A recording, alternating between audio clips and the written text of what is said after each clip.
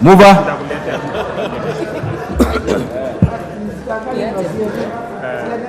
Honorable Speaker, I beg to move that the Affordable Housing Bill, National Assembly Bill number 75 of 2023, be now read a third time. Honorable Speaker, before I call the Honorable Hillary to second, allow me to take this opportunity, Honorable Speaker, to thank all these members, including those seated on the minority side, for their very active participation, even those who are belatedly calling for division like the Honorable CNN. And this is the true spirit of democracy, that often the majority will have their way and the minority will always have their say. And today we have seen that democracy being exercised in this house, that the majority of members of parliament who believe that this is an important agenda for our country, the majority of members who believe that we are dealing with a time bomb of millions of our youth who are unemployed, sitting through this sitting, Honorable Speaker, and even with the support of a few within the minority. And Honorable Speaker, allow me once again to single out the Honorable Member for Funyula, the Honorable John Buddy, the Honorable Harry Kombe, the Honorable, my good friend, the Honorable Millie Odhiambo, who even in absentia from outside the country, took time to propose amendments to this particular bill with a view to improving on what we are legislating today. Honorable Speaker, the members like the Honorable Professor Nyikal, who is a very diligent member of this House, the Honorable Haro, who has taken time together with his Muslim brothers and sisters to make sure that there are amendments that ensures that this bill captures the spirit of the Sharia law, that even as we charge interest, we do not offend our Muslim brothers and sisters as they prepare for the holy month of Ramadan. Let me congratulate the Honorable Haro and the other many Muslim brothers and sisters who are here today, who have taken their time.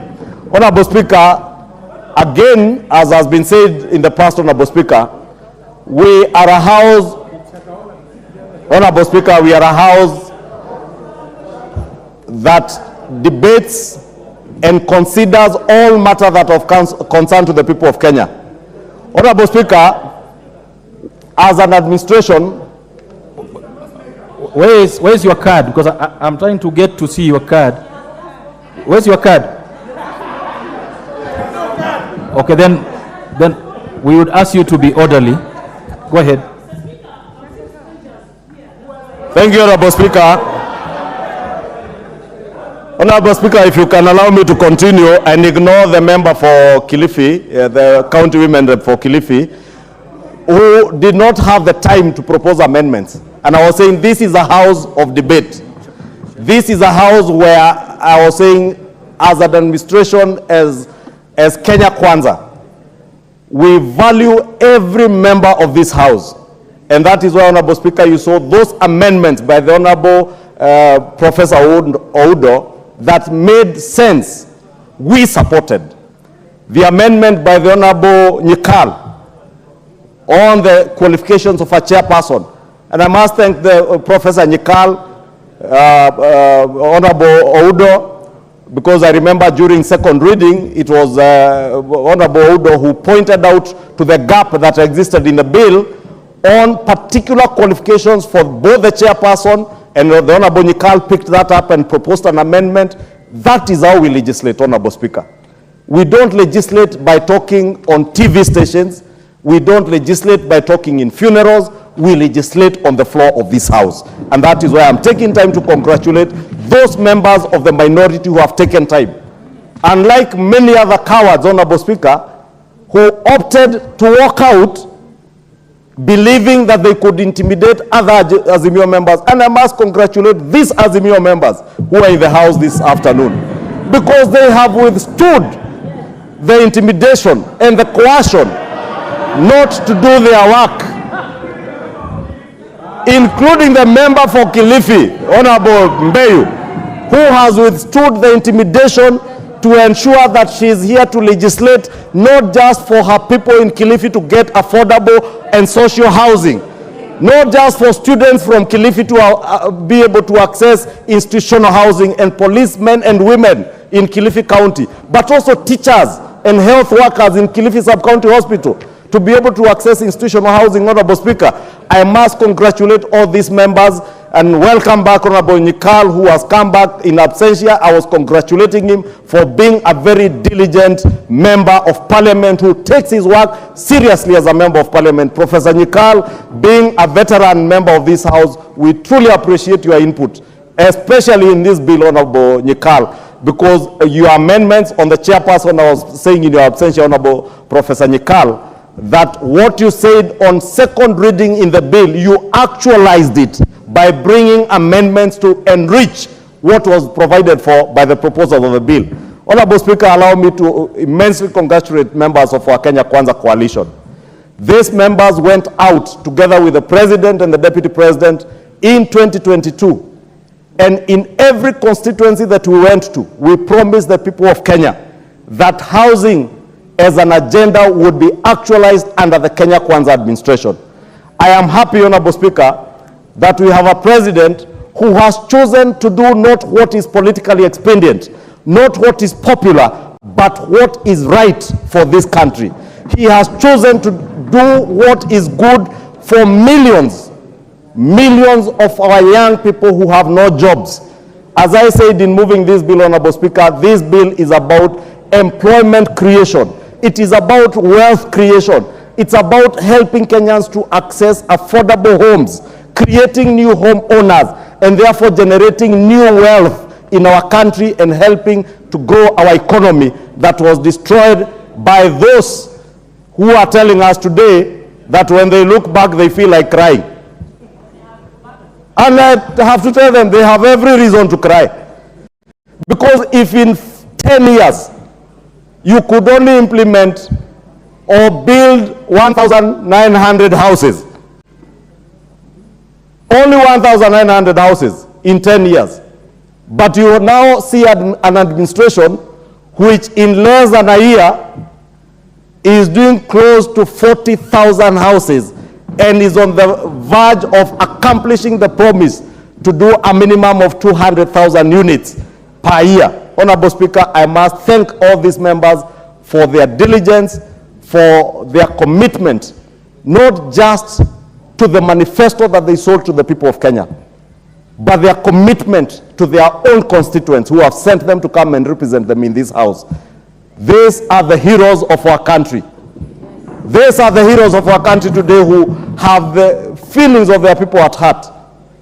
Honorable Speaker, we had debate some time back on the cost of living. When we spoke about implementing the Kenya Kwanza manifesto on production subsidies, others chose to don sufurias on their heads, Honorable Speaker. Today, as I said yesterday, unga is retailing at a low of 114 shillings from 260 shillings, Honorable Speaker. In the same breath, Honorable Speaker, in another 2-3 years, the people of Kenya will bear as witness and we will stand vindicated that the decisions we have made today are right for this country, they are for posterity, they will secure the future of millions of our people, Honorable Speaker, and I must thank all these members.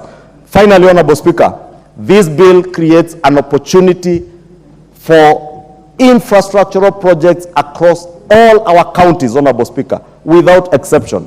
I am glad yesterday, during the second reading, as we voted during the division, the member for Suba South, the Honorable Karoli Omondi, was keen to note that the first phase of affordable housing in Homa Bay County is complete. Homa Bay County, Honorable Speaker. Ruiru, Honorable Speaker, in my own county in Kiambu, the media have reported to us that the crime rates in Ruiru constituency, and the member for Ruiru is here, he can bear me witness. Crime rates are going down courtesy of this housing agenda and the jobs created by this housing agenda, Honorable Speaker. And I want to tell the people of Kikuyu, the ground that has been broken between us and Kabete constituency, 756 units will be done. We broke ground last week, a week ago, Honorable Speaker, and very soon they will see those houses coming up. The Muguga Agri-City, Honorable Speaker, that people are speaking about, and I know there are those who, the naysayers, those who feel like crying today, were instigating people within Kiambu County to oppose this program. Muguga Agri-City will become a reality with a minimum of 14,000 houses. Honorable Speaker, including a good friend, the member for Githunguri, who I must congratulate her because she did not just oppose this bill. She proposed amendments, although she dropped all the amendments, except for one or two that were also defeated. Honorable Speaker, allow me to also take this opportunity to assure the people of Githunguri constituency in Kiambu County, they shall not be left behind. They shall not be left behind. And I must again thank the Honorable Kagwa Lydia, who has helped us in Githunguri constituency to identify land to build over 2,000 housing units that will also incorporate a cultural center for the Mau Mau freedom fighters who fought for our independence and for our land, Honorable Speaker. The people of Githunguri shall not and will never be left behind on account of the retrogressive politics that you may find elsewhere, Honorable Speaker. We shall carry everybody aboard, whether it is Homa Bay, whether it is Kikuyu, whether it is Karachuonyo, whether it is Turkana Central, even the people. It is out of order. Is it in order, Mr. Speaker?